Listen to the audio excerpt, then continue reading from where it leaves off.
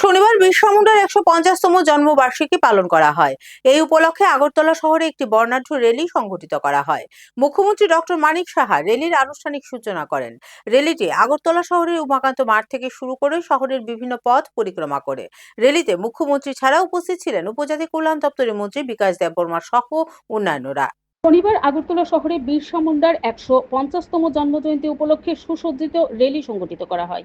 র্যালির সূচনা করে মুখ্যমন্ত্রী ডক্টর মানিক সাহা বলেন, দেশের প্রধানমন্ত্রী নরেন্দ্র মোদী জনজাতি অংশের মানুষের কল্যাণে কাজ করে চলেছেন। দেশের স্বাধীনতা সংগ্রামে বিরসা মুন্ডা সহ অন্যান্যদের যথাযথ সম্মান দেওয়ার ব্যবস্থা করেছেন প্রধানমন্ত্রীর সেই মার্গ দর্শনকে সামনে রেখে কাজ করে চলেছে রাজ্য সরকার। এদিন তিনি জনজাতি অংশের মানুষের প্রতি সহমর্মিতা জ্ঞাপন করতে গিয়ে বলেন, জনজাতিদের সার্বিক উন্নয়ন ছাড়া দেশের, রাজ্যের ও সমাজের সার্বিক উন্নয়ন কোনোদিন প্রত্যাশা করা যায় না। সরকার জনজাতিদের কল্যাণে কাজ করে চলেছে। Bureau report, BTV Tripura news.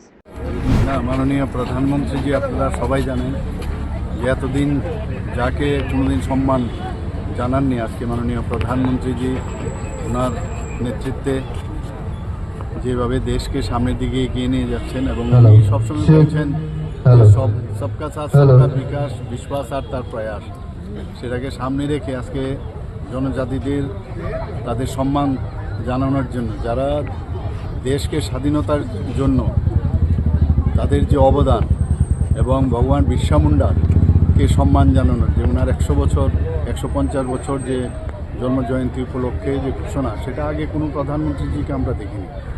এক বছর সমানে 2024-এর 15 নভেম্বর থেকে এক বছর 2025-এর 15 নভেম্বর পর্যন্ত ওনার যে জন্মশতবার্ষিকী সেটাকে পালন করার জন্য আমরা মাননীয় প্রধানমন্ত্রীজির নেতৃত্বে আমরা ওনার নির্দেশে আমরা কাজ করছি।